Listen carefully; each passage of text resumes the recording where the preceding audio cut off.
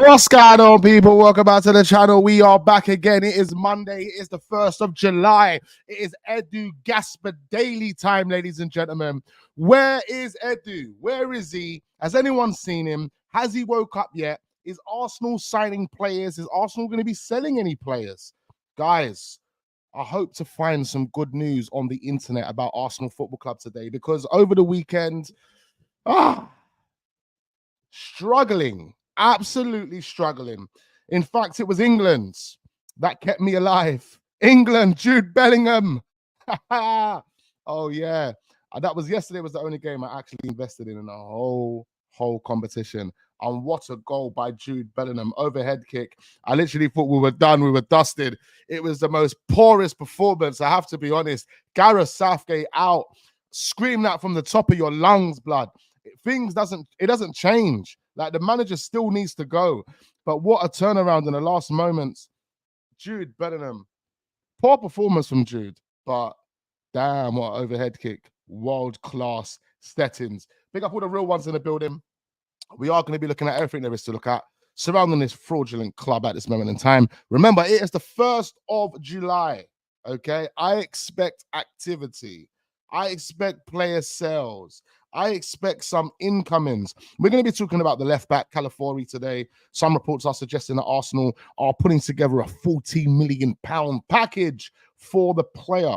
And I feel like this is the guy. This is probably be the marquee signing. I hope I'm wrong. Or this is going to be one of the big signings to come in and replace Kieran Tierney. We do know Kieran Tierney is going to be out the door, £10 million. Haven't heard anything about that of recent. No teams interested in Kieran Tierney at this moment in time. But it does look like Calafiori is that player that Arsenal are looking at. We have told Sancho no. That was closed down real quick. Yeah, real quick, ladies and gentlemen. Sancho is no go for Arteta. He doesn't want him at the football club. And some of the reports are saying it's not because of the player's quality. It's not even because of the player's attitude. It's the amount of money that player is earning. And look, it boils back to our project. Our project is in debt, ladies and gentlemen. Yes, it's in debt. You know, the performance data is looking impressive. You know, we're improving performance-wise, but financially, the project isn't generating us an ROI. And therefore, if we continue on that type of trajectory, there will become a stumbling block whereby we can't increase the amount of money that we are spending, or we continue to limit ourselves because we're not selling players. We're not getting an ROI. We're not even winning trophies to kind of balance it out. You know, when you win a trophy, if you win a trophy, like if you won the Premier League as an example, you know, you wouldn't have to necessarily and about the type of fees you'll be taking for these deadwood players. We know these players that we've got right now are not good enough. However, we need to squeeze every single penny out of these players to make up for the incompetence and the decisions that have been made for this project over the past 4 or 5 years. But if we had won the Premier League as an example, we would be able to say, Eddie, 5 million? Get out of here, you mug. You know, obviously you wouldn't have made that decision. You wouldn't have done that. But you know what I mean? There wouldn't have been as much pressure, you know, putting £50 million down on Eddie's heads and, you know, asking for astronomical money in general for players that are not that price. This doesn't make sense. Now, people will, you know, object to that, and they will combat that by saying, look, there are players in this market that are going for ridiculous amounts of money, but we have to understand that the players that are going for ridiculous amounts of money, that in my opinion, in most of the people's opinions, are not worth that money, are players that are, or are teams that are doing some brand envelope baggish behavior. That is what we're calling it now. The brown baggish behavior. That's what they're doing, you know, brown bags all over the place. I scratch your back, you scratch mine. That is what these teams are doing right now. And Chelsea probably spearheaded that strategy. Big Benny Bowley come along, spearheaded that strategy, put the idea in Nottingham Forest's head, put the idea in Aston Villa's head, put the idea in Everton's head. Now they're sitting there just swapping players and exchanging players. And what they're doing as well at the same time is they're putting crazy amounts of money on these players' heads. And they're like, yo, we'll pay it. We'll pay it. You obviously got Minter that just joined Brighton for 30 million. People are questioning him, and I do like that player, to be quite fair. Newcastle don't want to sell him. Like, Newcastle didn't want to sell Minter. He's officially at Brighton now. They didn't want to sell him. He was a player that they, wanted to give minutes to. They only bought him like last year. They bought him last year. And he was integral over in the Eredivisie. They didn't want to sell him, but it was like a Balogun situation for them. For us, we didn't want to sell Balogun, but Balogun went and had a fantastic loan spell, done 23 goals, and we had to sell him. We had to sell him because he had to be the sacrifice. He had to be the player that we sold to show the owners that we're actually fucking competent at selling players and making money. I do apologize. Why did I swear there? But you know what I mean? It's the passion. It's the passion. It's the passion. It's the frustration. It's all of that comes with this. But we've done that for Balogun. That's the same type of approach that Newcastle have had to take this summer. They don't want to sell Bruno Guimaraes. They don't want to sell Isak. They don't want to sell any of these other players. And if the Newcastle fans knew anything about the young players or the players that have just been brought, or what Minter has been doing at the Eredivisie, being integral to them winning the Eredivisie, Feyenoord winning the Eredivisie, bro, they wouldn't have wanted to sell Minter. They wouldn't have wanted to sell him. But he was the sacrifice that they had to make in order to try and balance the books, as well as keep their top stars. But Minter's going to go to Brighton, and based on their philosophies and what they work on and their ideas and everything that comes with Brighton, I think he's going to cook. I think it's going to work. I don't know about their new manager. He's a young manager. They've got a young manager over there at Brighton. I think he's the youngest manager in football, 32 years old. It's going to be interesting to see how that plays out. But that guy Minter, I think he's going to cook. 19 years old. Big up my guy Peppermint Freedom in the building. Big up Tobias. Big up Mr. Robbo in the building. Lincolnshire Gunners here. We've got, who else we got here? We've got P. White in the building. We've got Sergio in the building. We've got Adam Crocker in the building. Ilias is here. Afo is here. King Bucks is here. Come on, the gang is here, man. The gang is here. Big up Nacho in the building. Big up D Brown in the building. The Coffee Gang Settings in the building. Come on. Big up my guy Just Ads as well. Palmer did not play great, only for the first 5 minutes. He was doing something after that. He was shy against tired players as well. Let's not MOT gas. Let's not gas it. Some guys don't watch with their eyes, do they? England was playing terrible yesterday. The tactics from Gareth Southgate didn't make any sense. I don't know what type of football he was playing. It's slow, lethargic, it's sideways, it's backwards. You got defenders, trying to play the ball out from the back. They can't play the ball out from the back, so then Pickford ends up hitting it long, or the centre back hits it long. I'm just like, there's no real movement, no real control in the central areas. Big up Mano and these, man. I mean, they're good players, but they're not as experienced. And I swear to you need to have one of those experienced players in the central area. Declan Rice was there. I think Declan Rice got man of the match yesterday.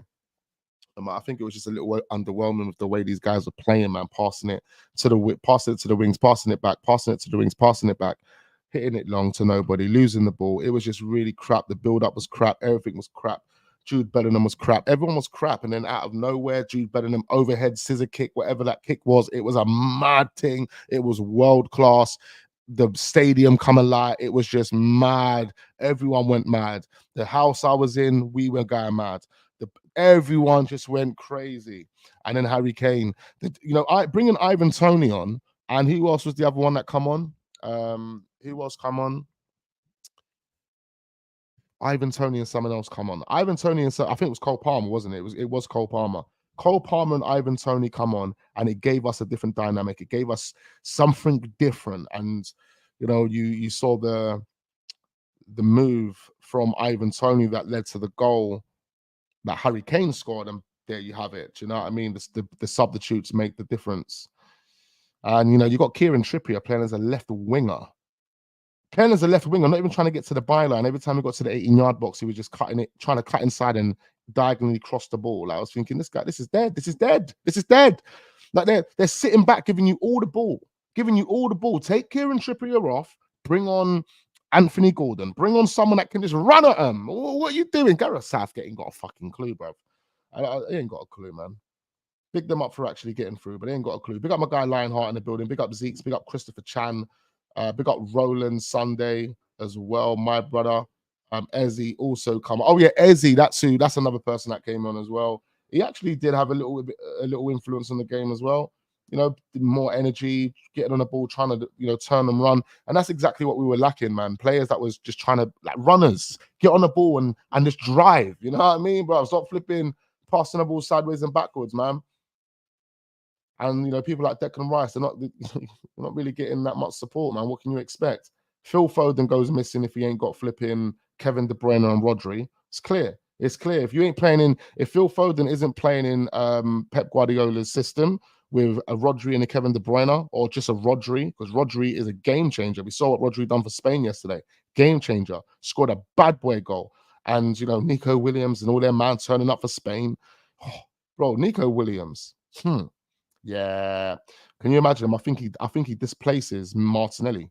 He displaces Martinelli in his team.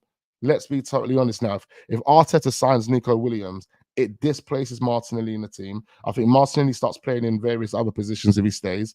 I think it could keep Trossard on the bench, because Nico Williams is a qualified player. I think Saka can learn one or two things from Nico Williams as well, to be quite fair. But yeah, this international football, man, it's not really my cup of tea, blood. Southgate deserves to be sacked, 110%. Tony is quality. Tony gave me Lacazette vibes yesterday. You see that opportunity that he had to score? Lacazette all over, bruv. Lacazette all over. I do not want Ivan Toney at Arsenal. He looks like a granddad, bruv. Man's moving and, bruv, yeah, cool. Big him up for the... Bruv, you have to remember, we're playing Slovakia. Yeah? Slovakia, they've got one good player. They've got one good flipping player. One good player, bruv. Come on, man. Come on, man. Anyway, we're going to move on.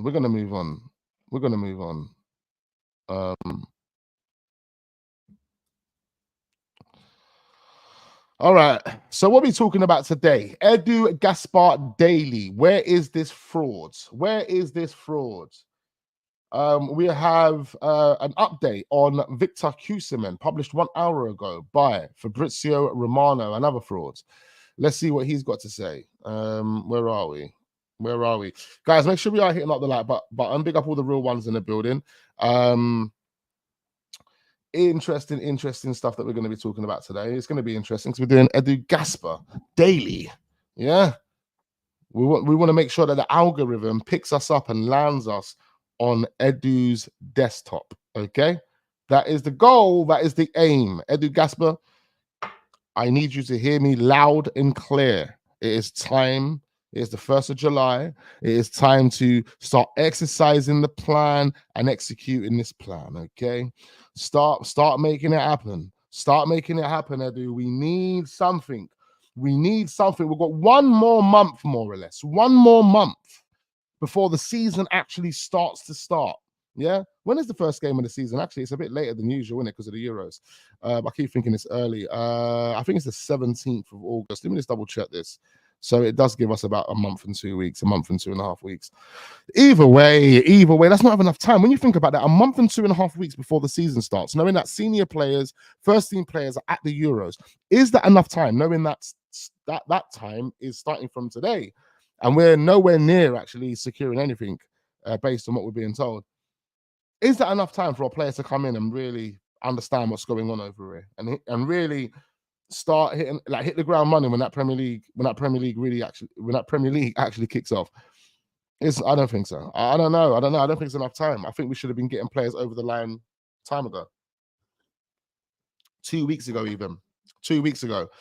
And it's gonna be extremely interesting and frustrating at the same time when we bring players out the bag who wasn't actually playing at the Euros or got knocked out. They didn't even make it through, to the knockouts. I don't know, man. Let's see what Arsenal do. When's the first game of the season now? I'm trying to look here. I think it is the 17th. Game week one. All right, give me the dates, bro. Give me the dates. Yeah, Saturday the 17th. I knew it. There you go. Actually, it kicks off on the 16th of August. 16th of August, first game of the season. Man United and Fulham, 8 o'clock kickoff. And then we play on the Saturday, 17th of August, Arsenal v Wolves. We've got a 3 o'clock kickoff. Okay, are we going to be ready? Are we going to be ready for the 17th, ladies and gentlemen? Are we going to be ready? Big up Sam Daniels. Rice was pants yesterday. I didn't, to be fair, I wasn't overly keen on what Rice was doing yesterday, but I swear I'll see him with the player of the match award. Saka will ruin his career if that happens. If what happens?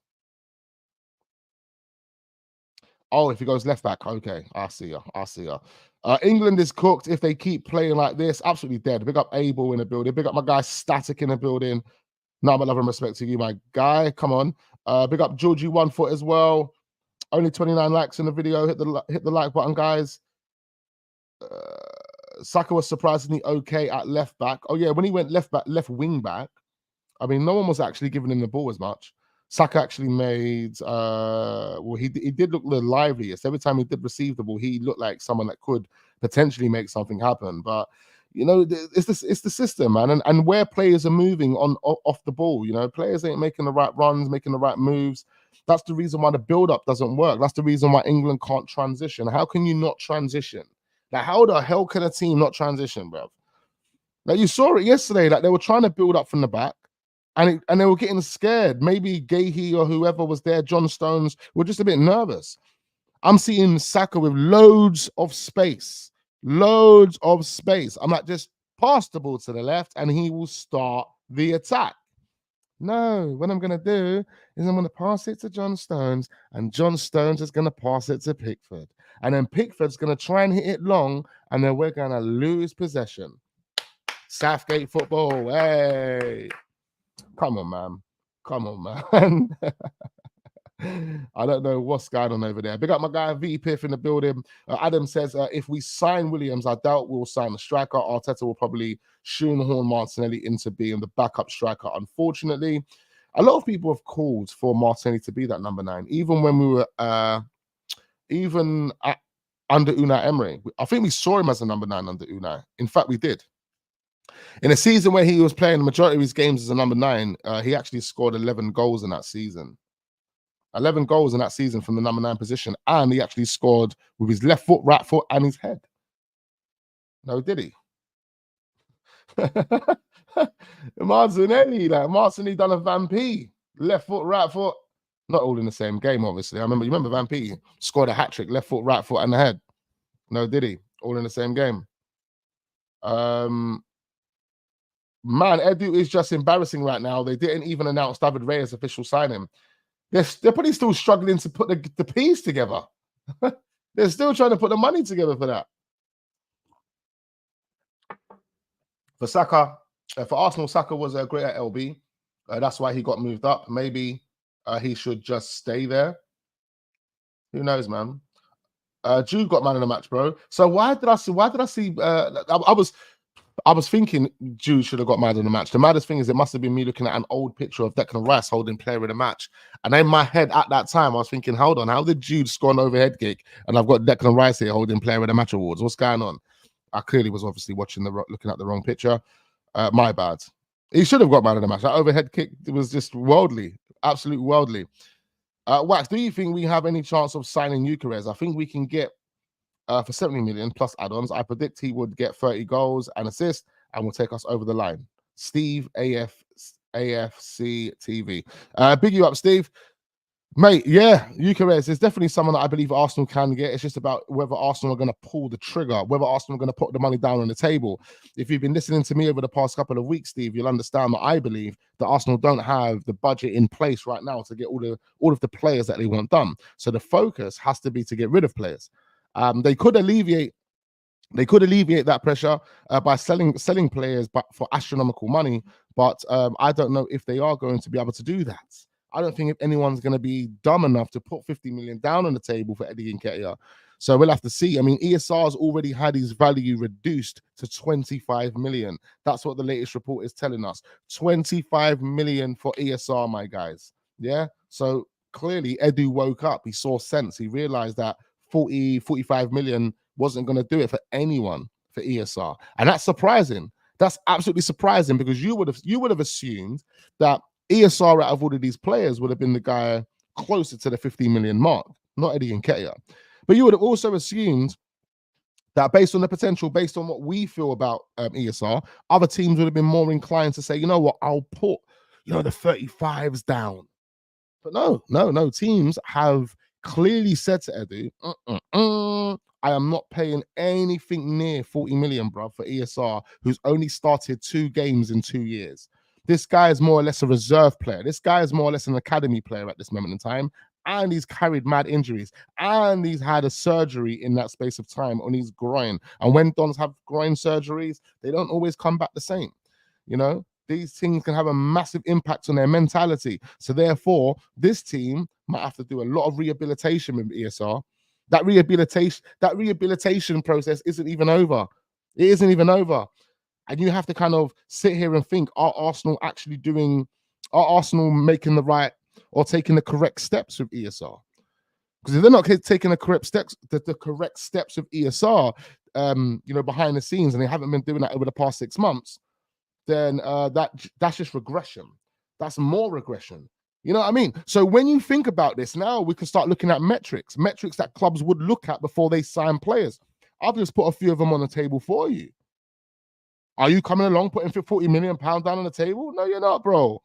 I'm telling you, ESR is a good player. I think teams have said, look, I'll pay about 15 to 18 mil. I think even teams have said, you know what? We'll take him on loan to test the waters, and we'll put an option in there. I honestly think Arsenal don't have a leg to stand on when it comes to selling these players. I honestly think they don't.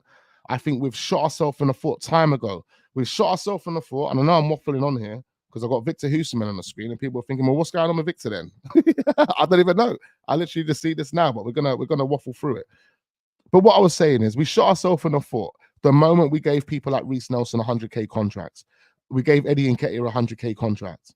ESR's on a small contract. Someone told me the other day he's on 40k a week. I think he's on about 65k a week, and that would have been including any kind of upgrades, bonuses, X, Y, and Z. So it kind of works out to be about 65 million, 65k, 65 million. ESR would love that. So 65k a week. But either way, forget ESR for a minute, because I think there will be teams ready to put money down on the table for ESR. Maybe not the money that we want or Arsenal want, but they'll put money down on the table. I think with Reece Nelson and these other players, it might just be a different story because of those wages. And this is where we've shot ourselves in the foot, blood. Because now, because of their wages, what teams are more likely going to say, you know what? We want to give you the cheapest possible fee, because the wages and the contract that the player wants is astronomical. And the reason why the player wants an astronomical contract is because you've put him on a big contract at your football club. Remember, Reece Nelson only signed his contract about a year ago, 100k a week plus 5 million signing on fee. Crazy. We don't even know what the bonuses are looking like in that contract. The same with Eddie. We don't even know what the bonuses are looking like in that contract. These are two players clearly that are happy to ride their time at Arsenal. I mean, I know Reece Nelson has said recently that he wants to leave, but we don't know how true that is. In my opinion, I think both of these players want to ride their time at Arsenal. They're happy to sit on the bench, collect 100k, don't even get any minutes. They just sit there, be happy. Vibes, London Colney vibes. You know what I mean? G-Wagon settings, pull up, family, look after everyone, and they don't care. They don't care. That's what it's got to for certain players. If players are really ambitious, they wouldn't have waited until 25 years old before they start asking for game time or start asking for opportunities to leave. 25 years old, you man have no ambition. You're telling me Eddie turned down Ghana. You're telling me Eddie turned down Ghana to get one lousy cap for England, and he's never going to get capped again. Is that what you're telling me? Fucking hell, bro. Crazy. That right there shows you the ambition of these dons. Because really and truly, if I was a serious baller, And I felt that Gareth Southgate was never going to give me any time, or Gareth Southgate was going to mug me off and give me like half a minute and then never give me any minutes after that. And then there was mad competition from Harry Kane and Ollie Watkins and Ivan Toney, who have actually bagged more goals than me. I'm going to be looking at my fucking home country that was begging me to come over. And I'm going to say, you know what? I'm going to link up with them, man. I'm going to make it happen, bro, because I'm a serious don. Now, Eddie decided to say, no, actually, I want to play for England. I want to play for England. You want to play for England? And be who? Fucking, what's his name? Michael Ricketts. Is that who you want to be? Michael Ricketts. One cap wonder. The one cap wonder kid. The one cap wonder kid. That by the time he was 29, like he vanished. He turned into a League One championship player. Fucking hell, Eddie. That's the ambition, though. That's the mentality. I was watching a podcast of Wilcott, Theo Walcott, and the things that Theo Walcott was saying in that podcast, the Upfront podcast with Simon Jordan. Yeah. I was only watching the Arsenal parts of it. It's mainly about Arsenal anyway. I swear to you, Theo Walcott let me down. Had to throw Mesut Ozil under the bus. And you know what? He threw Mesut Ozil under the bus, calm. But you sat there like a pussy, old Walcott, and said, but all I cared about was top four. All I cared about was top four, and I love top four. He just showed, man, that he was a weak don. He was a weak player. Even Simon Jordan said to him, bro, didn't you want to ever leave Arsenal? Like, come on, bro. He's like, no, I was happy. I was happy with playing football. You was happy with playing football, Walcott. No, you was happy with 130, 140K you were getting at the football club. That's what you were happy with, bro. That's what you were happy with. You didn't care about winning the Premier League. You didn't care about winning anything major. Yeah? You didn't care. We know Arsene Wenger had an agenda because Arsene Wenger was trying to prevent himself from getting in any trouble with the banks and all these things there. So top four had to be a priority for Arsene Wenger, for the finances. We understand that. But as a player, we're talking about mentality here. And this correlates and this links up with Eddie and Ketu and the type of fucking shit that we do have at our club at this moment in time, whereby they're happy. That is happy dons, happy-go-lucky dons. Now, I know Mikel Arteta is trying to encourage the players at Arsenal right now to be winners and X, Y, and Z. But Eddie and them, man, don't have it in them. Them, man, are Walcotts. They're Walcotts 2.0s. They're their type of players. They come from that regime. That regime DNA is in them. In them. The Theo Walcott regime is in them. The Jack Wilshere, Aaron Ramsey, that is what's in these dons. Whereby, top four was what we were all fighting for. That's what we wanted. Now look at everyone. Everyone wants top four. But he wasn't actually getting the question. Like, you're so stupid, Walcott. You wasn't even getting the question. Trying to bring everyone else involved in it, and then had the audacity to throw Mesut Ozil under the bus by saying, Mesut Ozil, shut up, man. And the whole point is that these men have a weak mentality, and Eddie Nketiah is exactly the same. Exactly the same. So, I won't be surprised if we still find Eddie here next season. Why? Because he doesn't want to leave. He doesn't want to take anything less than 100K that he's getting. And he's happy to be a yes man, just sit on the bench and get himself maybe 100 minutes throughout the whole season. Trust me, bruv. These men are absolute wallets. They need to get out of the football club. And that's what Eddie will be. Eddie will be Michael Ricketts. That's Eddie Nketiah, bro. Michael Ricketts. You ain't going to be any better than that. And if any real one remembers Michael Ricketts, then you will know. That's Eddie Nketiah. My man should have went to Ghana, played for Ghana, but instead, he disrespected Ghana and said, I'm going to play for England to suck off Gareth Southgate, and Gareth Southgate don't even care about you, blood. You're going to be a one-cap wonder don. A one-cap wonder don. It's a shame. It's a shame. It's a proper shame.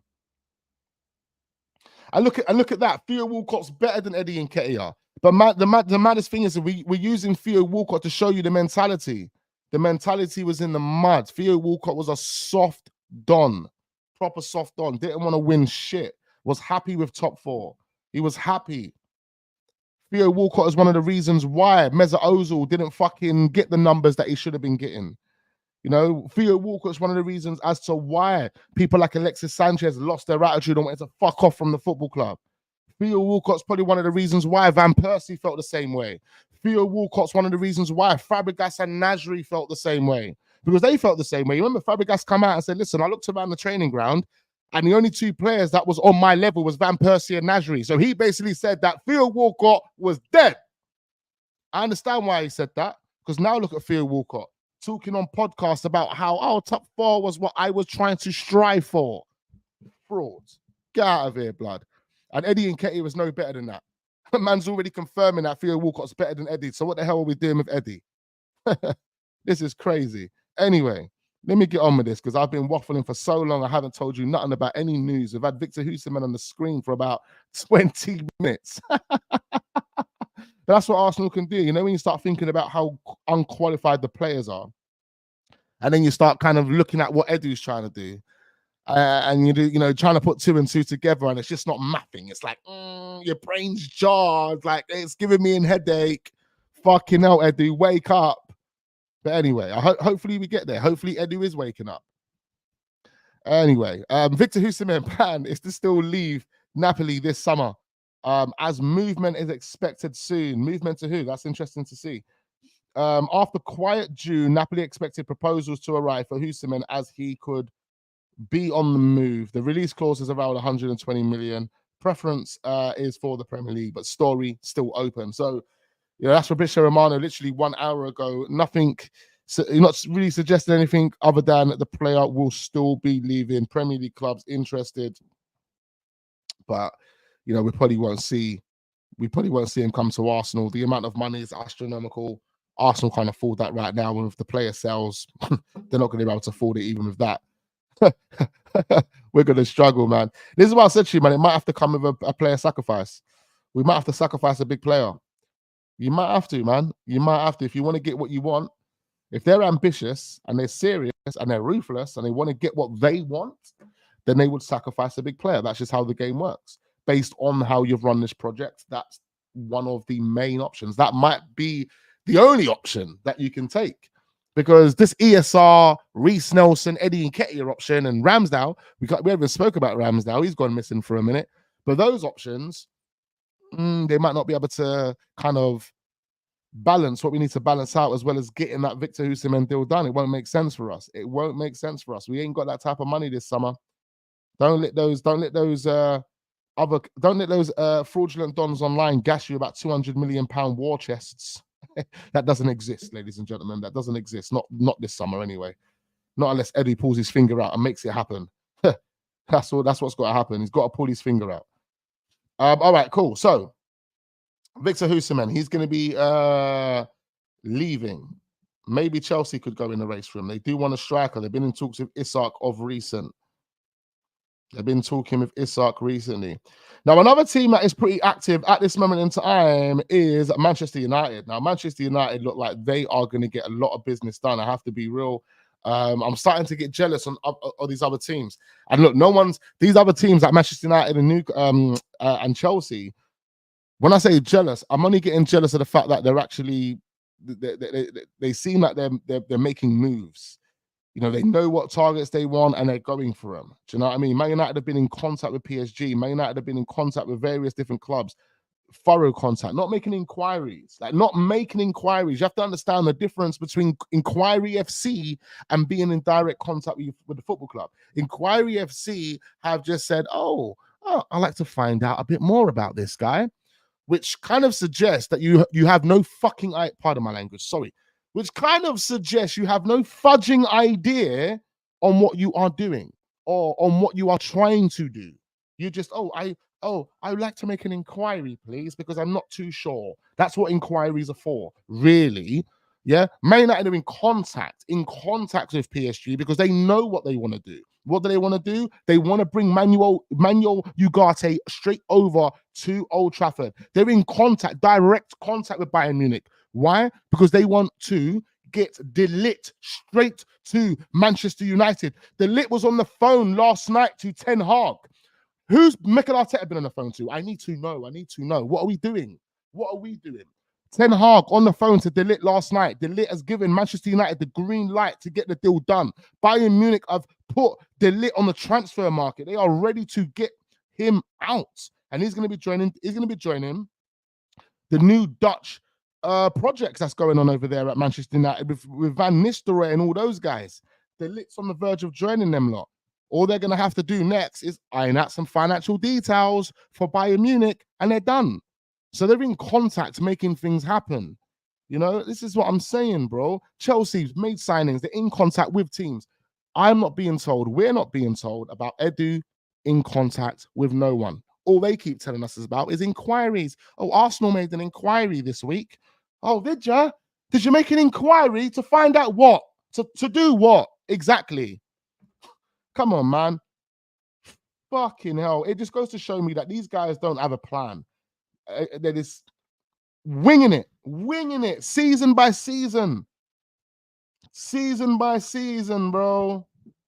Season by season. You talk shit, bro. Yeah, so does your fucking mum. So does your mum, bro. So does your mother. Aston Villa signed Ealing Jr. and I don't even know how to pronounce the other guy's name, but he does look like a good player. They are the future world-class players. Samuel Ealing is a really good player, in fact. He's a really good player. Really good player. It's our fault for keeping managers that don't win trophies. Hussein is trash. Bellerin the tree hugger. Oh my god. Eddie's worth 30 million. Get out of here, man. Eddie's worth 2 pence, bruv. Guy's 25 years old and never flipping been able to score 5 goals, bloods. Get out of here. 7 goals. Can't even get double figures as a striker for a team that have come back-to-back seconds. Come on, man. Get out of here. The guy's had enough game time. The guy's probably played over 50 games in that space of time. 40 games? Come on, man. Guy's not worth nowhere near 20 mil, bruv. Let's be real. Let's be real. But yeah, man, Manchester United, all these other teams are active, and we've got Edu Gasper here with no barbecue, doesn't even know what's going on. He's got Dons in the chat thinking that he's got rabbits underneath the hat he was wearing at the Rowe Ascot the other day, thinking he's going to pull some fucking magic out of that hat. Well, that's definitely not going to be happening right now because he can't cough up no blood clot money for these dead players, and therefore it leads to Mikel Arteta not being able to get what he wants. So Edu is making this. He's making this project look like a fucking shambles right now. Anyway, 1st of July, let's see what's happening. Let's see what's happening. Yeah, because people keep talking, people keep telling me, oh, wax 1st of July, don't worry. After that financial quarter, Edu's going to start cooking. He's going to have the barbecue out and he's going to be cooking. Yeah, lamb steaks and lamb chops. Yeah. Guy ain't putting nothing on that barbecue other than fucking carrots and veg, bloods. Man's trying to beat barbecue cucumbers and tomatoes, like I told you, man, last year, bruv. Huh. Anyway, teams are active, and I want to know what Arsenal are doing.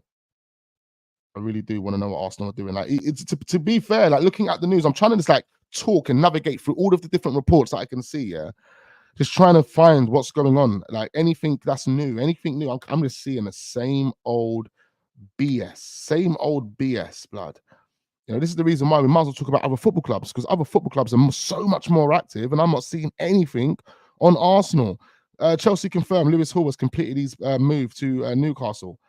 Crystal Palace confirmed that Kamada has joined on a two-year deal from Lazio. Kamada is going to be cold at Crystal Palace, by the way. Absolutely cold. Como, you got Fabregas in conversations with Rafael Varane. You know, talks are ongoing, and Varane is having face-to-face talks with Fabregas today, according to Fabrizio Romano. Manchester United expected to agree a deal with Matthias de Ligt. Erik ten Hag picks up the phone, speaks to de Ligt and optimism in Netherlands and Germany at this moment in time. So, you know, it does look like de Ligt's going to be moving to Manchester United, followed by Joshua Zirkzee. They are building, you know, some next type of Dutch pack over there. They're literally building Dutch pack galore. They want the proper Dutch pack that is going to go out there and smoke. And unfortunately for players like Højlund, he might be a bench man for Ten Hag next season. Another 2 players that I did want to talk about, because, you know, something tells me that in the next kind of few few days, weeks perhaps, these two players right here will be heavily linked with Arsenal. You know how the story goes. The two jowls. You know them way there. These are two players that probably will end up joining Arsenal, end up being linked with a move to Arsenal Football Club. So I might as well do the linking now. So firstly, we've got João Felix and João Cancelo. Situation remains open for Barcelona. Talks took place with agents Jorge Mendes, that name again, to keep both players for next season. Discussions to continue on club side with Atleti and Man City. However, it has been confirmed this morning that Barcelona will not be extending their loan deals. João Felix will be returning to Atletico Madrid and João Cancelo will be turning to Man City. So it looks like we've got an Arteta sexual in the building. Yeah, you better tell your sporting director to step up and your manager better fucking deliver this season. Otherwise, he's gone. Yeah, head gone. Don't come in here with your Arteta agenda, bruv. Yeah, we don't want to hear it. It's all about Arsenal, bruv. Today we're doing Edu Gasper and daily we're doing Edu Gasper. Okay, your manager is lucky. That he's got one more season at our football club. Yeah, I say our football club because I share this football club with millions of other people, blood. But you see Mikel Arteta and Edu, yeah, they're man of frauds, blood. You think they're man of, who do you think these guys are? Edu better deliver this summer. Mikel Arteta better deliver this season. That's the motto. If they're not getting it, they better pack their bags and take their P45s and get themselves down to the job centre, bruv, because we ain't ramping. The project has gone as far as it can go. This is the last summer, the last season where you can add the quality that you need, sell the players that you don't need, and go for the blood clot title. You tell me at the end of the season that Mikel Arteta lifts the Eric Ten Hag Cup, and then you man want to give him a new contract. I will be fuming. I'll be. Listen, you know what I'll be doing, blood. I'll be here going absolutely mental. Mikel Arteta has to, ladies and gentlemen, deliver us the Premier League this summer. Max, you need to tell your guy, you need to get on the phone to Mikel Arteta and tell him what time it is, okay? Tell him what time it is.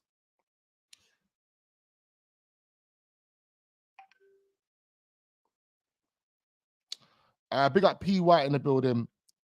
Who sent Max? Exactly. Who sent the troll into the building? We don't do trolls over here, mate. Yeah? We just say it as it is over here. If you don't like it, then you know where to go. Yeah? You know where to go, buddy. White Hart Lane's down the road, bud. White Hart Lane's down the road. If you want to go and win nothing, you go down White Hart Lane, buddy. All right, buddy? All right, buddy, Max? All right, Max, buddy? Yeah, buddy. We got Wax in the community. The roundabout saga continues. July 1st settings. Absolutely. We got my guy Zeeks in the building. João Neves is meaty. Not João Neves. There's so many Jows in here. We're talking about João Felix, blood. The other day I was calling João Neves João Felix, and now I'm here calling João Felix João Neves. João Felix and João Cancelo. There's so many Jows.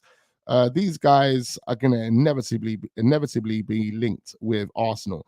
And it's funny because Jorge Mendes, is it? Jorge Mendes, who's apparently, allegedly, reportedly meant to be driving the negotiations for Viktor Gyokeres. Like, wagwan for that. Makes no sense. Ain't heard nothing about that since Fabrizio Romano shut it down. But it's funny because we've got Jorge Mendes involved, obviously the agent for both players. I have a strong feeling that Edu is going to get so desperate, so blood clot desperate that he's going to pick up the phone to Jorge Mendes and say, Jorge, I'm struggling here, Jorge. I'm struggling. My Portuguese friend, I'm struggling. Please, can you give me João Felix? I just want him on loan. I'll take him on loan because we need something. We need something, Jorge, please. Kia, where are you, Kia? Oh, Kia, please. I need you. Who have you got? Who have you got in your books? I need someone. That's Eddie's strategy, bruv. That's the Eddie strategy. Yeah, Max was sent by AFTV. Probably was. He probably was.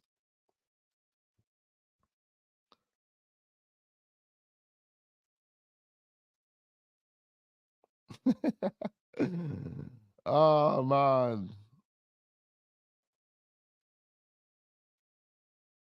Oh, facts. Big up my guy V Piff. Big up my guy V Piff. Come on. I think as the staff in the club, we are too respectful, waiting for the players to be okay. Then they get signed by Chelsea. That's what I'm saying, man. Like, screw the fact they are in the Euros. Just pay the clause and get them now. Exactly. We know, you see players like Nico Williams, we know he's leaving. We know. All right, he's come out recently and said that he stays with Atletico Bilbao or whatever he said. But come on, bro. Atletico Bilbao ain't winning shit. They ain't doing shit anytime soon. You are going to want to leave. The moment Barcelona come along and say, yeah, money, the moment Arsenal come along and say, yeah, money, is the moment ears are open and you're listening. So I know if Arsenal go and trigger the 45 million release clause for Nico Williams, that is a deal that can get done whilst the player is still playing at the Euros. It's BS. All this respect. Oh, I hate to hear it. And it always comes, you know what? It's always Arsenal blood. It's always Arsenal. You don't hear anyone else saying it. Oh, I don't want to reproach a player because I want to show him respect. What are you talking about, bruv? You're showing the player respect. You know what I mean? Let the player know you want to get a deal done. If the player tells you, listen, don't contact me until after the Euros, or don't contact me at all, then cool. But listen, man, stop coming with this soft mentality. Oh, I just want to show the players a bit of respect, let them play the Euros. I ain't seeing no other teams with that energy. I'm seeing teams pull 35 million pound players out the bag whilst the players at the Euros. I don't understand what people are telling me. It doesn't make any sense. Making up excuses for the Dons. Like, come on, no excuses for Edu this season, man. No excuses. This is non-stop pressure. Non-stop pressure. And sorry, Edu, because we are hoping that this video, the algorithm lands this video on your desk. It lands it on your desktop so you can open it and watch it and understand that we're putting pressure on you. And it's not because we don't like you. We want to give you your flowers, Edu. No, Diddy. We actually want to give you your flowers. We want to give you your flowers. No, Diddy. But you need to prove to us that you are a worthy director. You are a worthy component. That you, under your guidance, we can go to the next level, because the next level is winning the Premier League. The next level is winning the Champions League. Can we do that under Arteta and Edu? Because I believe in the owners. I think the owners, they've got the money. What else you need, bruv? They've got proven assets outside of football, proven businesses. They've proven themselves in the sports world. Stan Kroenke said to Vince McMahon, shut your mouth. You might know Vince McMahon. Stan Kroenke, our owner, told Vince McMahon, come here, shut your mouth. Come here, let me squeeze tighter, cuz. Shut your mouth. So we've got the bad boy owners over here. Our owners are geniuses. These guys are serious guys. But I'm telling you now, Edu, that's the guy we have to keep putting pressure on. And that's the guy we have to keep letting know that we're not standing for it this season, mate. You need to deliver. Arteta needs to deliver. And that's it. That is it, bro. Anyone that's not on the same page, bro, like this guy Max in the chat, got Agent Max in the chat, yeah? If you ain't on the same page, Agent Max, then it means that you don't really care about Arsenal Football Club, bro. That's the truth. You can't just be here waving your hands, singing songs in a stadium for the rest of your life. It doesn't work that way, okay? A project's been put into place. Money's been spent on that project. Now we need an ROI from that project, okay? The ROI that we need is Edu needs to sell players and bring us in some quality players that take our project to the next level. And Mikel Arteta, your manager, needs to win us the Premier League, blood. I'm not at the end of the season winning the Eric Ten Hag Cup and being satisfied with that. No, I need the Premier League, okay? So that's the standards, that's the expectation, and that's the page that every single Arsenal fan should be on. If you are not on that page, bro, I don't know what you want. I really don't know. You're just a lost guy. You know what I mean? We've been waiting too long, man. Too long. It's gone longer than 20 years now. Longer. No Premier League yet. Man's gonna come along and tell us, you know what? Yeah, I'm gonna give you the Eric Ten Hag Cup. Because that's what I'm gonna call it now. That's what it's gonna be called until someone else wings that shit. Carabao Cup and FA Cup. It's the Eric Ten Hag Cup now, bro. Man just come into the Premier League with some dead team and won both cups just like that. Just like that. Nah, bro, I don't want no Eric Ten Hag Cup. I need the Premier League. I need the Pep Guardiola Cup, okay? I need the Pep Guardiola Cup. You know what I mean? We need to be sipping out of that cup. Big up Rat AFC Guns in the building. Haven't seen you in a while. Good to see you back. Max says Ozil wasn't that guy. Listen, don't even listen to Max. Max has just come out of nowhere. Hopefully he helps the algorithm push us to Edu's desk. That is literally where we want our videos to end up. We want them to end up on Edu's desk. Okay, we're doing Edu Gasper daily. We need Edu to understand that we mean business. We're serious. We're serious supporters, mate. We're ultras. We're the ultras.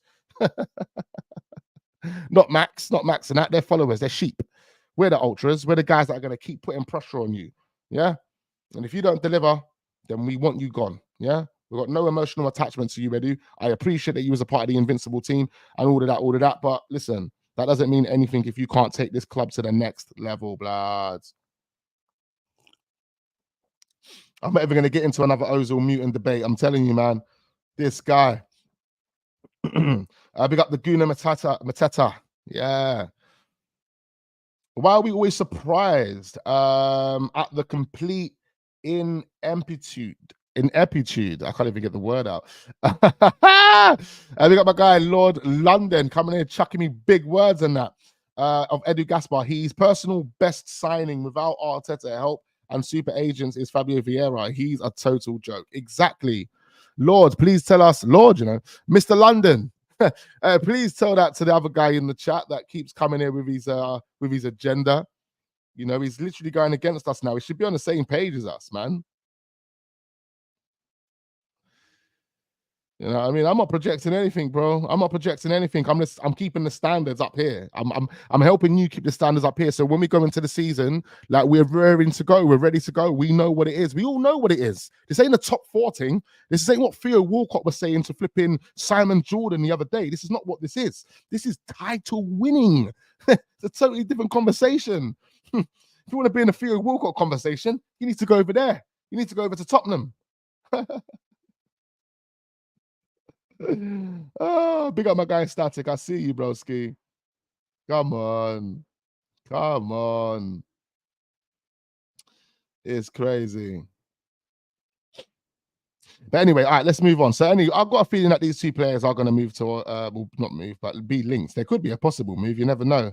After all those links between João Felix, we'll end up getting him. And then what we'll do is we'll get Cancelo to replace Zinchenko. Oh man, I can see it happening. How would you guys feel about that? I'm not too sure if everyone will be keen on that, but it could happen. What else is going on? What else is going on? Just rub it in a little bit for Edu to kind of wake up. Oh yeah, Chelsea. Chelsea.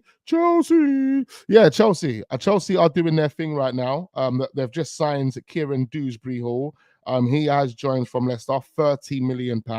He is now relinking up with Enzo Maresca, the manager that got him to do 28 GA in the Championship last season.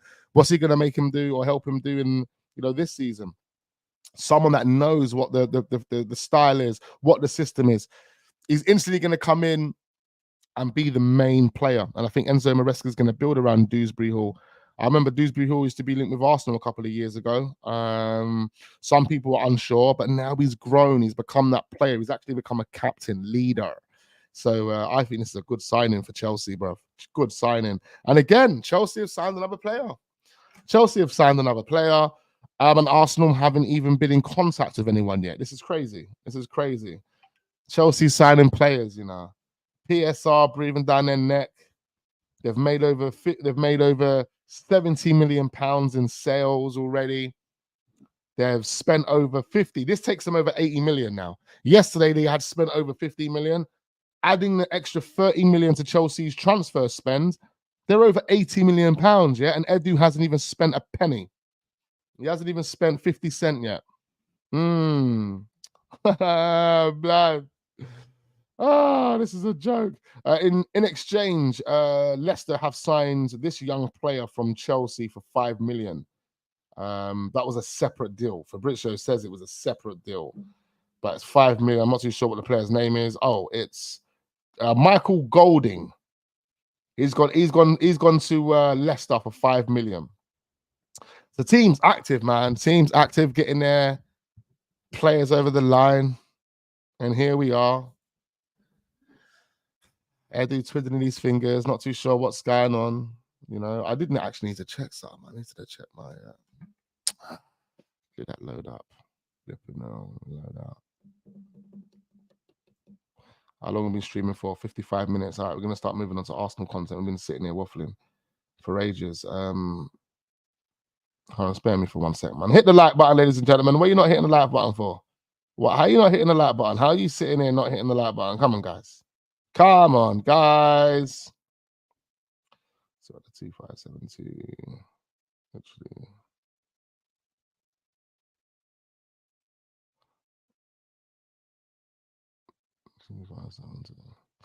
All right, cool. Need you guys to hit the like button. The league or the UCL next season or the sack, no other options. Facts, big facts. Rather not be in the Champions League if no ambition of winning it. Exactly. So he needs to go for it. KDH in the 8 and Palmer in the 10. Listen, they're going to be cooking, bro. Chelsea are going to have some next homegrown qualified dons, bro. I'm telling you. Watch Dewsbury Hall. It'll be in Southgate's team. Next competition, next friendlies. You know, where they're going to have Conor Gallagher there. They've got some good homegrown players, man. Chelsea all about homegrown, bro. They ain't ramping. You can call out Big Belly Bowley all you want. You can call out Potts. You can call out Graham Potter and the process that they went through.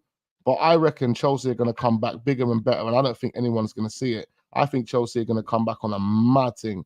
I honestly think Chelsea are going to come back on a mad thing. Enzo Maresca is going to play some sick football. I was watching one of his interviews the other day, one of his tactical breakdowns, how he plays football and what he's looking for and how he manipulates the defensive system. Bruv, he's cold. He's cold. He's learned a lot from Pep. He's also added his own little sprinkles to it. And he's had enough time. He's had enough time. And he's getting players in nice and early. But Enzo Maresca is going to be a problem. Hey, imagine we're playing Chelsea in our first 5 games, isn't it? Oh no, it's Man City and Tottenham. It's not Chelsea, bro. He's going to be a problem, though. I'm telling you, Enzo Maresca is going to be a problem. And the players that he's bringing in, the profiles as well. That's what you got to think about. The profiles that he's bringing in. They're not pushovers. They're not guys that are just going to be walking around the pitch, not trying to pull up their socks to their ball bags. These are going to be real dons. Like Dewsbury Hall is a real don. He's a real don. He's a workhorse, you know. It's like James Ward-Prowse and all these type of dons, you know, like they're workhorses. They're going to give you 100. And yeah, Dewsbury's a really good player, man. A really good player. So, I think it's going to be the season where Chelsea come back, man. Push for a potential top 4 title race. You never know. You never know. Liverpool could be the team that fall off. Liverpool could be the team. I've got a feeling that man like Arne Slot, I feel like it's going to take his time to really find himself, find his tactics and be able to play his football. I think he might fall off. I could be totally wrong. Obviously, I'm here to be proven wrong always. But I think Arne Slot could be the one that has a tricky start. I think Enzo Maresca is going to start with a bang. I think it's just going to go bang.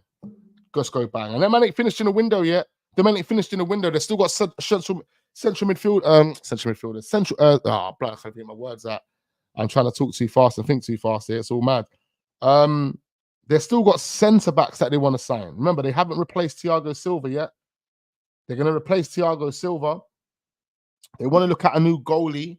They still want to bring in a striker. Chelsea are going to do a mad thing. Chelsea are going to do an absolute mad thing. Jealous. I have to be honest. I'm jealous. I don't care about the players. This is what I'm saying. don't come to me and say, "Oh, but Wax, I wouldn't have been interested in signing that player Chelsea signs." That's not what we're talking about here. It's not about who Chelsea is signing. It's about how active Chelsea are and how serious they are. This is what I want for Arsenal. I want ruthlessness. I want serious behavior. You know, go out there and get the players done. You know what I mean? I want you to be flying everywhere in conversations with everyone, hijacking dons. In fact, Arsenal have already been hijacked. Arsenal have already been hijacked, ladies and gentlemen. Let me put this on. Let me put this on the screen. How have Arsenal already been hijacked? Tell me that. Tell me. Where is this shit? Where is this? Firstly, just to let you know, Tottenham are advancing with Archie Gray. That's not the hijack, though. That's not the hijack. But we've been hijacked. I'm going to show you in a minute.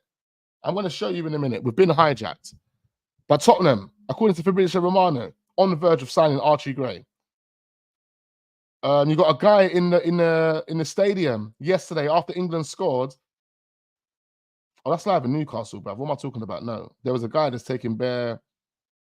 No, yeah. What am I talking about? What are we doing over here? We're not doing that. Douglas Luiz joins Juventus officially, as we do know. 50 million euros. 50 million euros to be paid in 4 installments. So,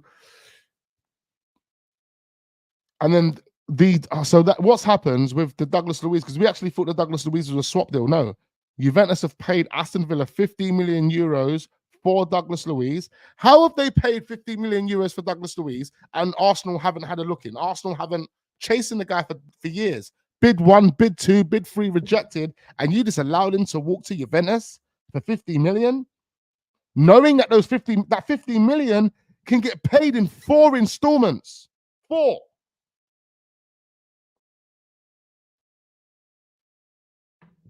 Did you really want Douglas Luiz? Did Edu really want Douglas Luiz? Did Arteta really want him? Was that all a bullshit?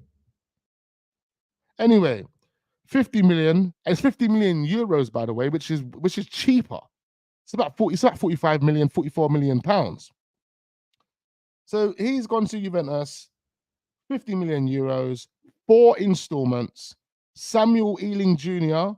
and Enzo Barenche. I don't know how to pronounce that guy's surname, but I do know he's a good player.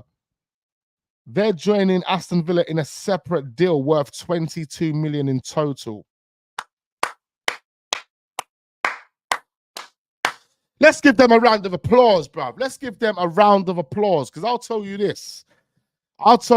If you can walk in there, you can walk into Juventus and pick up 2 wonder kids. I mean, they are 2 wonder kids, because Samuel Ealing, if you've seen him play, he's actually played a number of games for Juventus last season.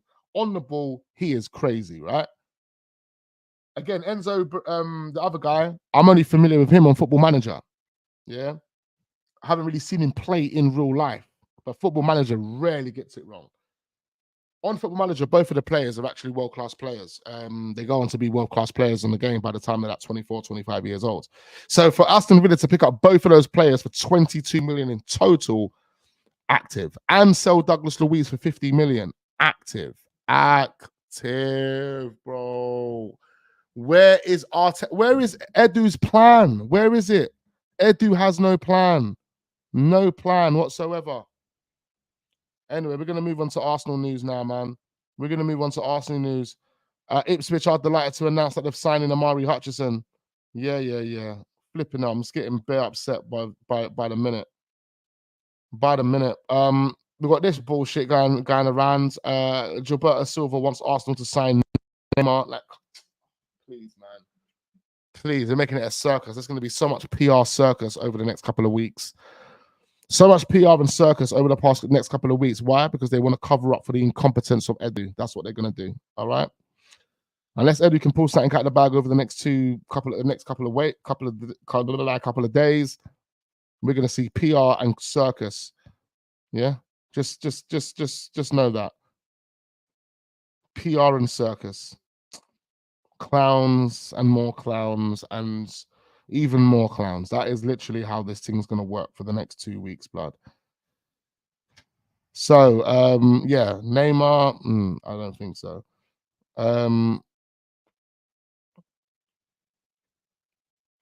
Reece Nelson up, brothers. But it's saying now, some reports are saying Arsenal are resistant in selling. There's some resistance in selling Reece Nelson.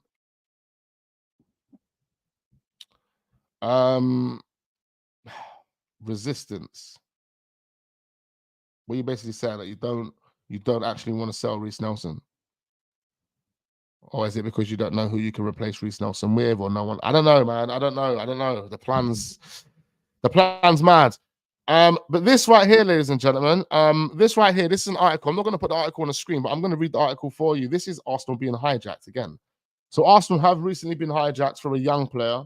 And I remember this report coming out a couple of days ago, or a couple of weeks ago, sorry, linking us with this young player, Chelsea. A Chelsea young player goes by the name of Makado.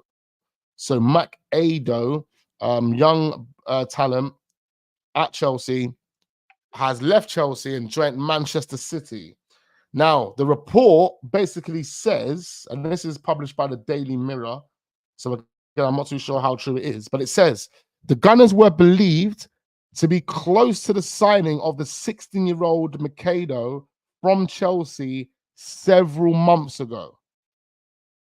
And they were considered the favourites to secure the young player's services. However, Fabrizio Romano has now reported that City have intercepted Arsenal's move for Mikado, and he is now bound for Etihad instead. So he's gone to the Etihad instead. The report claims that City have struck a deal for the youngster to join their academy, outmaneuvering several Premier League clubs, including Arsenal. While first team action for the youngster seems distant, the chance to nurture Mikado as a player and capitalize on his potential in the future will be a significant loss to Arsenal. Facts. Now, I'm not too sure how qualified the young player is, but we've been hijacked, and that's basically what that is.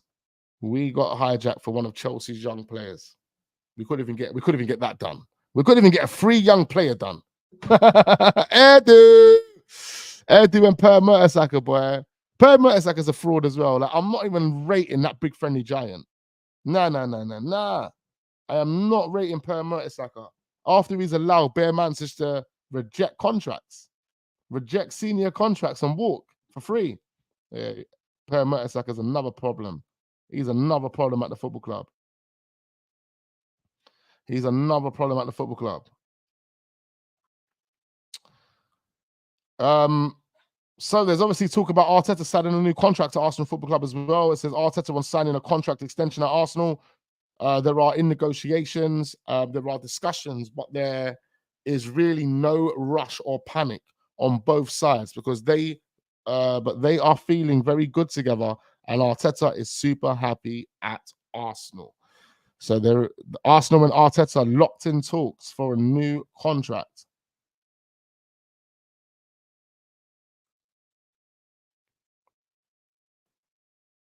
Hold on, bear with me for 1 second. Yeah, locked in for a new contract. I'm flipping now, man. Sorry. I've just looked at something and I've literally just missed out on something, and I'm so dumb. Maybe I can still make it here.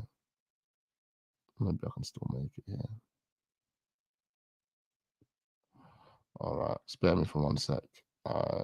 What number was that, man? Oh, it would have triggered it as well. Wax. It would have triggered it. Damn. Anyway, let me get back to my stream, bro. Sorry, guys. I'm just getting carried away with something else. Oh man, that was so mad. Why did I not follow through with that, bro? Anyway, all right. What we're gonna do now is follow through with this, though. We're gonna follow through with this, though. That was a big miss, though. Big miss. It's like nearly 100 points, bro. Come on. All right, let me get back to this, man. Guys, hit the like button, do subscribe to the channel, all of that. Pick up all the real ones in the building, all of that.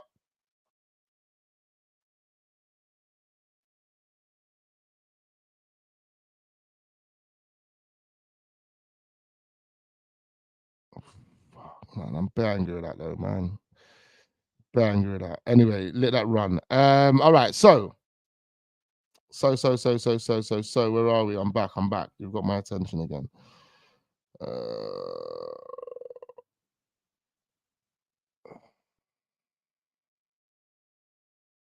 Wax, everyone is entitled to their opinion, but honestly, some of these fans are hella deluded. No joke, brother. Exactly, man. You got to leave them to it sometimes, man. If they ain't understanding the points, then yeah, you got to leave them to it. I swear, Fabrizio said we're favorites. Fabrizio says we're favorites to sign everyone, bro. We are not in a driving seat for no deals right now. No deals. Maybe Calafiori. Maybe just Calafiori. Maybe that's a big maybe. Big maybe. But we'll have to see. We're going to get to that in a minute, ladies and gentlemen. But yeah, Arteta signed a new contract. It is possible. That that's going to be one of the things that they pull out the bag. Maybe before the window closes. Maybe, that's what they're going to do, isn't they? That's what they're going to do, isn't they? Do you reckon that's what they're going to do? I mean, it would be typical Arsenal to do such a thing, innit? Allow the window to drag and then try and give us good news about Arteta signing a new contract instead of a new player signing a contract with Arsenal. I mean, that is typical Arsenal, innit? I don't know, man. Arteta gets a new contract, so we are accepting mediocrity as usual. I would be angry if Arsenal don't sign Calafiori and if he goes to Juventus. Like you said, Zidane not working, offer anyone right money, you get them. So I wouldn't say anything impossible. Big up Jerome, he says Fabrizio is a effing fraud like Edu. Big up UK Arsenal, he says good morning, good afternoon. Calafiori is Italian. How are we favorites for his signature? What are we smoking? He's always going to pick Juventus over us. He's going to pick Juventus over Man City. Well, we don't know what he's going to pick, right? But one thing history tells us is that Italian players rarely leave the Serie A. So we have to kind of lean towards what history tells us and suggest and say that, you know, he's going to join Juventus. I mean, look, if Juventus want the player, they'll get the player. That's just a fact. Another thing is Thiago Motta, who was managing Calafiori last season, is now the manager of Juventus. And they want to give the manager whatever he wants. He wants the left back. He wants the left back. So he's got Douglas Luiz. Now he's going to get a left back. Douglas Luiz is his boy. You know what I mean? Thiago Motta, you know, Brazilian. He's got Douglas Luiz to build rounds. Bro, Juventus could be on the come up. He could be on the come up. Kivior to Juventus so we can get Calafiori.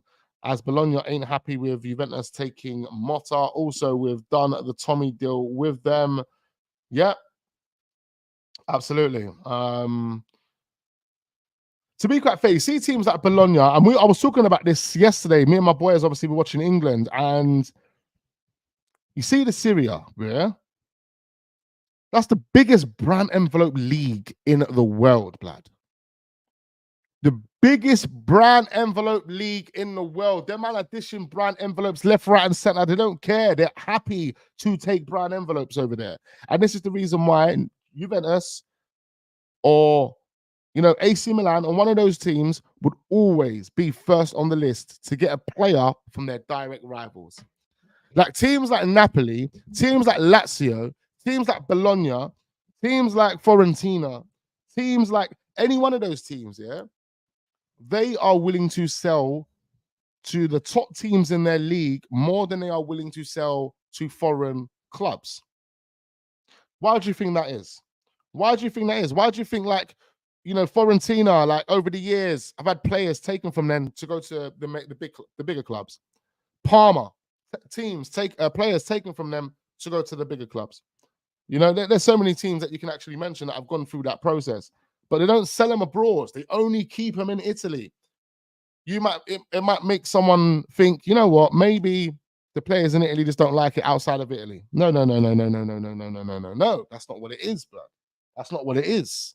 That's not what it is. The reason why teams in Italy sell to the big clubs in Italy is because the big clubs in Italy give them brown envelope money.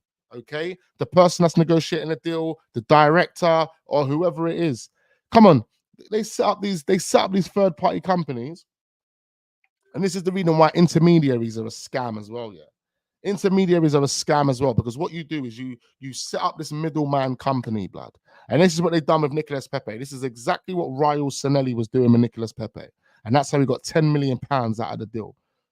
But you act as these agencies, these middlemen companies, and it's like, oh, it's so long to explain, but it's so dodgy at the same time. And that's what these guys are doing. They're doing it over in Italy. They've been doing it in Spain. They've been doing it for years, bro. They've been doing it for years. Setting up these middlemen companies, acting as intermediaries, just so they can take the 20% commission at the end of it. And then and as long as you get the green light as the sporting director, you don't have to get paid. Like if I'm selling to Manchester United, Man United don't have to pay Arsenal. They're not paying Arsenal that money. That commission that I get as a director of Arsenal is paid to me through a third-party company. If it's paid to me through a third-party company, then there's no way that the company I'm employed by actually knows that deal took place. Do you understand? If it's paid by a third-party company, so Manchester United pay it to the third-party company pay it to me, my club, my employer has no track, no record, no nothing of that transaction. Yeah, that's how they're doing it. That's how these brand envelope dons are doing it. And intermediaries are just the face for brand envelopes. Literally just the face for brand envelopes. They're legalizing brand envelopes. If people don't understand what this is, they're legalizing brand envelopes. The commission for this thing is mad. And the more they legalize brand envelopes, guess what? They're doing it as well whilst the inflation takes place. So, the commission for these third-party companies and these intermediaries that can actually be made up today. Like we could make an intermediary today, use this fucking fraudulent company as the middleman, and then next year that company disappears. All we've done is we put 10 mil through that company and we shut that shit down. We shut that shit down, blood. You know what I mean? Transferred that money to Edu. Edu got his cut. The other guy got his cut. Bare brown envelopes. Crazy.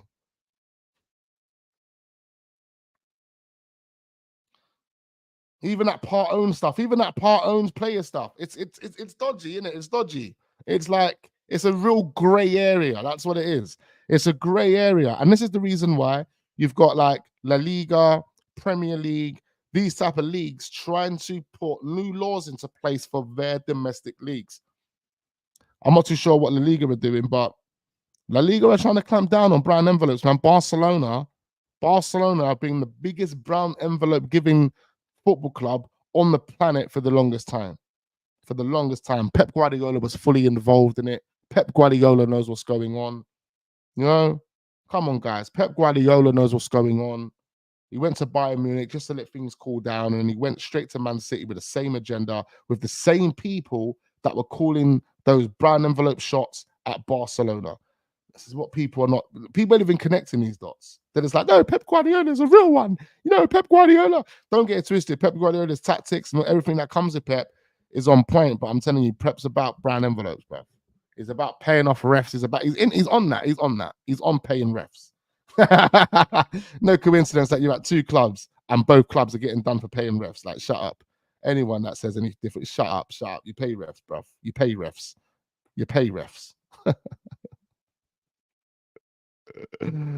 Oh, Serdan. Hey, look, Max has got a new account.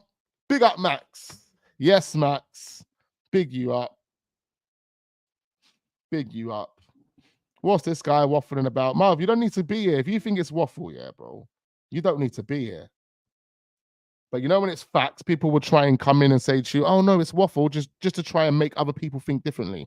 You're trying to manipulate how certain men think, feel, and believe, bro. Get the fuck out of it with your bullshit.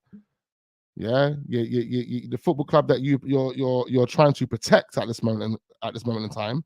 Yeah, Pep Guardiola and them dons over there, they're taking brown envelopes, bro. Yeah, they're taking brown envelopes. Yeah. Anyway, let's get to this last topic anyway, man. The last topic of discussion was Calafiori. As we do know, ladies and gentlemen, we do 1 hour and 30-minute streams on a Monday. So we've got 10 minutes left. 10 minutes. What are we cooking? Exactly. We're cooking nothing. Yeah. We're cooking nothing. No barbecue. The pan's got no the pan's got no oil in it. So let's see. Let's see. All right. So what's being said? Where's this report? Calafiori. Have I got it? I think it was the Independent, actually. Have I even got it? Let's just quickly refresh this. Where is it? Anyway, so Calafiori.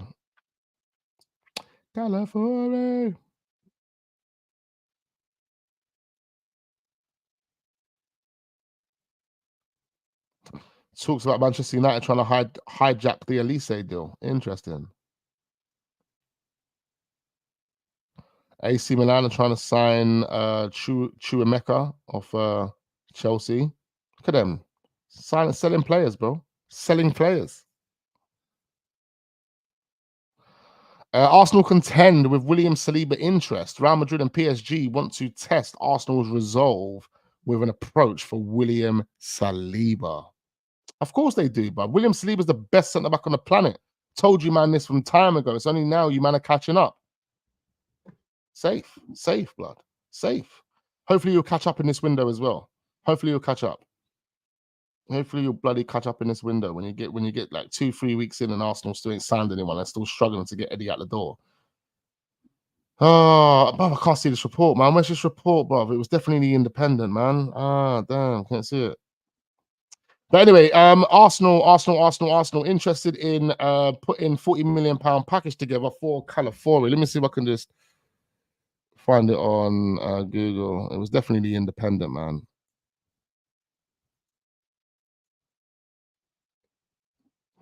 Oh, come on, man. Where's this done, bro? Fucking hell. It's moving all slow in that.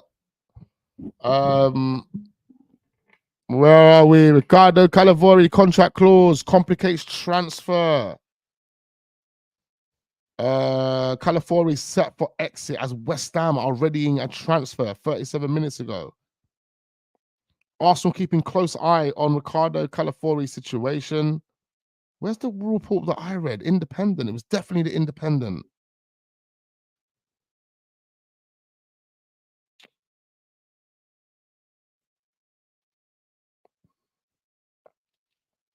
But I can't even see the Independent here, man. Anyway, let's just switch over and see what these headlines are telling us about Calafiori. It's not really looking good, man. It's honestly, it's not looking good, bro. There's no point getting excited about this shit. It's not looking good, man. I'll have a feeling they'll sell Saliba. Nah, man, not this season. Not this season. If they sold Saliba, I'm done. I'll disassociate myself from the football club. I'll detach myself from the football club, especially for this season. I'll have to literally. I'm done. I'll be done. I'll be Arteta out. I'll be Edu out. I'll be everyone out. Get everyone out. Like fuck that. Get everybody out. What you telling me? Saliba gone. Saliba gone. Real Madrid and that. No. No. Everyone's got to go, bruv. Everyone will have to go. Seriously, bruv. Big up He says Smith Rose needs to be sold ASAP. He's been adamant of that for a very, very long time. UK Arsenal says Wax. We should sign Mark Gahey, Lewis Dunk. Come on, bro. Karim Adeyemi and Ivan Toney. I have to be honest, bro. I don't appreciate. Look, Karim Adeyemi, I'll look at him, but everyone else, man, even Mark Gahey, bro, he's not a ball playing defender. He can't play the ball out from the back. No. What are we thinking? Mark Gahey's a good player, man, but no, man, he's not built for our system. He's just not built for our football. I see it for England. You can't play the ball out from the back, Mark. You can't. You're not that guy. You're not sharp enough. You're not sharp enough off here. And that's what Dons need to have, bro. You need to be sharp up here. Yeah, Mark Gahey's not that guy, man. Like, he's a good defender. I don't get it twisted, but he's not sharp. He's not Saliba. He's not Gabriel Magalhaes, bro. He's not that. He's not that. He's not Van Dijk. He's not that. He's not that. Okay, it's Crystal Palace. That's what he is. That's the level he's at, Crystal Palace. Until he proves otherwise. You know what I mean? Camavinga plus Rodrigo plus 100 million must be if Real Madrid wants Saliba. Crazy amounts of money. No, I wouldn't even sell Saliba. I swear, Dan, I wouldn't even. You couldn't even offer me players for Saliba. You couldn't say to me, you know what, Wax? 500 million and 3 players, Saliba. No, I'll tell you no. I will tell you no. Because firstly, I could take 500 million. That 500 million doesn't guarantee that I'm going to go and get another centre back that's as qualified as Saliba to replace him. Even though the money would say, yeah, of course you can. You can buy anyone you want. No, bro. You think like there will be, you might find yourself a person that, I don't know, resembles William Saliba quality-wise, yeah? And that player's like, nah. He does a Benjamin Sesko to you. He says, nah, I'm signing a new contract with my club. I think this is the best for my development. What do we do? What do we do? I mean, 500 million would be tempting, don't get it twisted. But I swear to you, I'm not selling Saliba for 500 million either. No, I'm just not doing it. You're not finding another centre-back like Saliba. You're not finding him. No one. He's the best. He's the best. Man United fans will sit there and smile and smirk and laugh at that. Because they think their little dwarf Martinez is one of the best. Yeah? Like I was at the barbers a little while ago. The last time I went to the barbers, and my barber's actually an Arsenal fan. The guy next to him is a Man United fan. And someone said something about Saliba being the best. And I was telling a Man United fan about 2 years ago that Saliba's one of the best. And he was laughing at it. And when that guy said it there, and I said, I told you so, he started laughing again. And I'm like, what are you laughing for, bro? Why can't you admit that Saliba is the best? I don't get it. It doesn't make any sense. Why can't you admit it, man? That Saliba is the best, bro. 500 million does not get Saliba over the line for me, bro.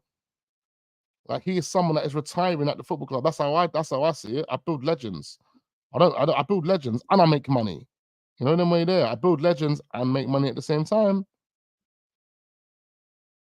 A right winger is more important than a striker. Saka is limited and average. Jerome says AFC keeping a close eye and making inquiries, moving and shaking. Exactly, bro. Moving and shaking. Absolute incompetence at its finest, bro. That's it. That's it. I ain't seen anything. They're the new buzzwords, by the way. Let me write that down. Where's my pen? Let me quickly write that down. Just so I don't forget that. You know what the Cali packs are like. The Cali packs do get a bit wild sometimes. Yeah. Let me get a piece of paper for you. Yeah, I'm not even joking. I'm gonna write that. The buzzwords. You know, the buzzwords. I'm gonna write these buzzwords down. I can almost guarantee that these buzzwords are going to be used in the future. So we've got close. Arsenal are close. That's what we're going to hear. So we've got the close and we've got inquiries, yeah? 2 new buzzwords for Arsenal's transfers, yeah? Close and inquiries. So that's what we're going to hear for the next 2 weeks. And when nothing happens, what they'll then lump us with is Arteta's new contract. That's going to take over the airwaves. It's going to take over the airwaves. Like, literally, you ain't going to hear nothing but Arteta new contract. We're going to be asking for a new striker, and they're going to say to us, hold on, we've got to get through Arteta's new contract first. I said to you, it's typical Arsenal. You know how Arsenal work, right?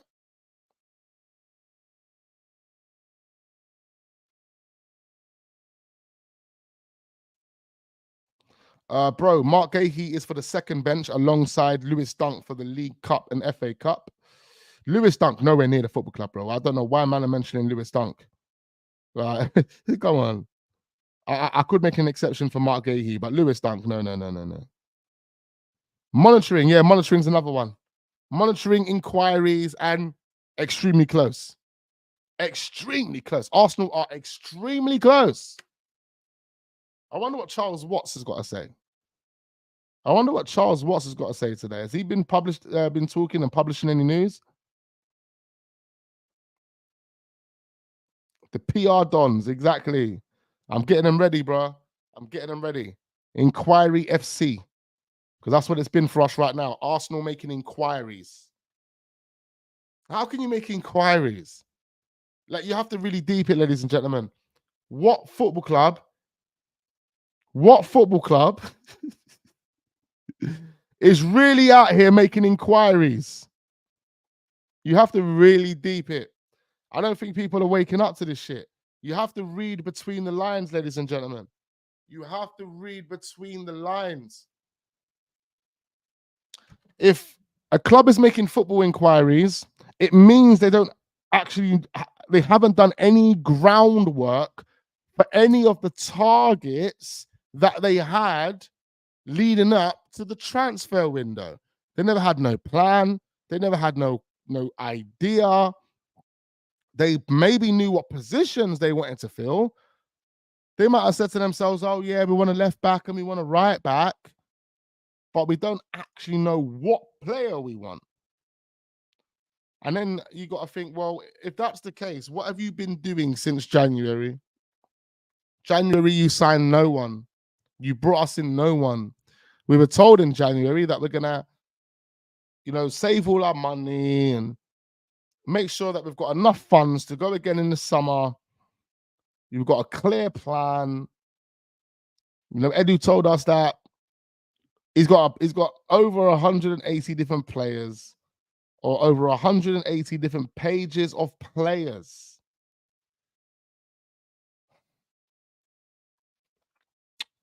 So for this Don to be out here making inquiries on July the 1st, shit. Damn, I don't know what's going on, boy. I don't know what's going on. Also taking into account that we did sign all of our marquee signings other than David Raya before the 1st of July. Now, I know the Euros this season, the Euros has been here. It's almost finished.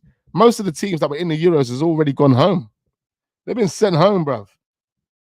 But I know the Euros is here. But it's starting to get really questionable, ladies and gentlemen. It is really, really starting to get questionable. I look at what's being said online and there is nothing. There is absolutely nothing. There is absolutely nothing. I ain't seeing anything.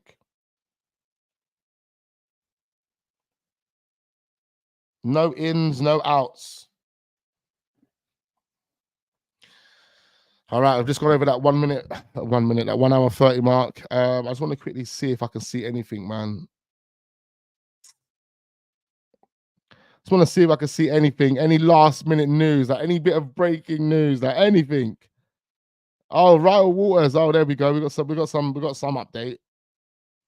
Ryle Waters and Cosy Dubry have both left Arsenal. See you later, guys, man. See you later, guys. That's the only bit of news we've got. They've left Arsenal.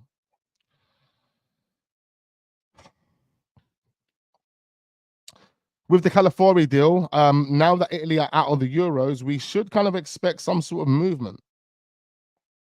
If we don't hear nothing by this weekend in regards to Calafiori and Arsenal, we know the Euros excuse was bullshit. Just to let you know, with Calafiori, yeah, you're right. Chelsea are on the verge of reaching out to Bologna to see if they can get a deal done. Mikhail Birif is going to rejoin Sturm Graz. So, clearly he's not going to be a part of Arteta's plans next season.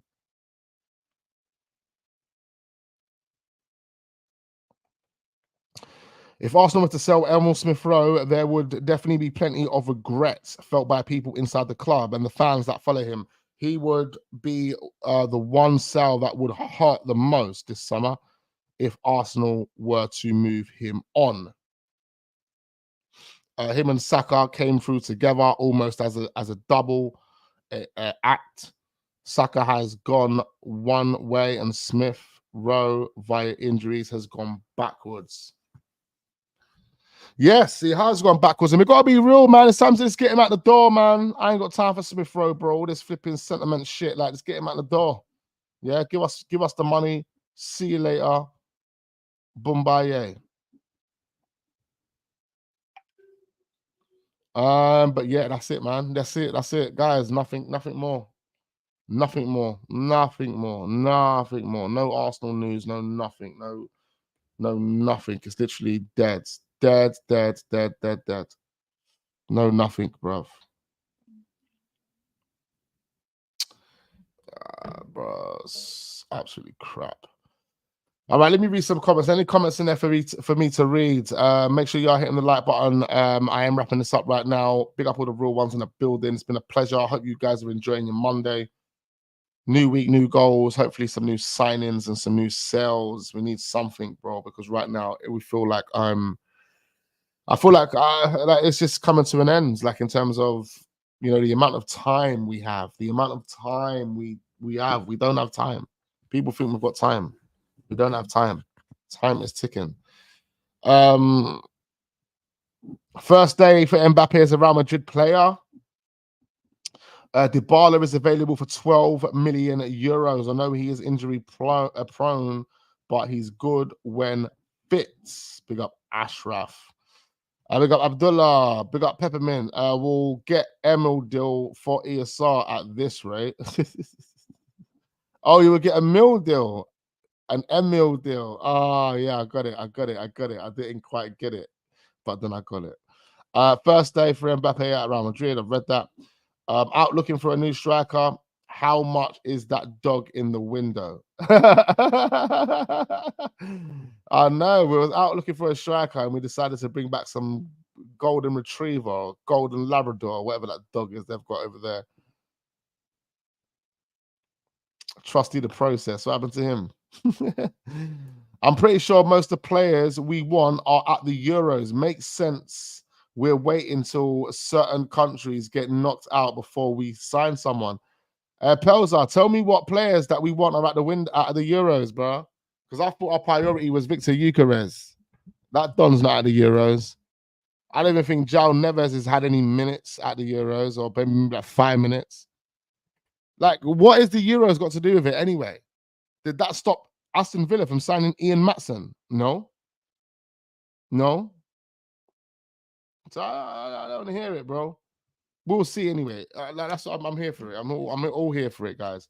Anyway, I'm going to wrap this up. It's been an absolute pleasure. Big up all the real ones in the building. Big up James Bonds. Big up the Guna Mateta. Big up Naga. UK Arsenal. We Talk Football. G-Star. VPIF. Who else we got in the building? Make sure we are hitting the likes on our way out, guys. Big up my guy M. Good to see you back, M. Oh man, I don't know what's happened here. All my things just disappeared. Oh damn, it's all. Oh damn. Guys, I'm wrapping this up, man. I'm wrapping this up. Big up Musa as well. Big up all the real ones in the building. Make sure we're hitting the likes. And yeah, man, I look forward to seeing you guys on the next one. Peace.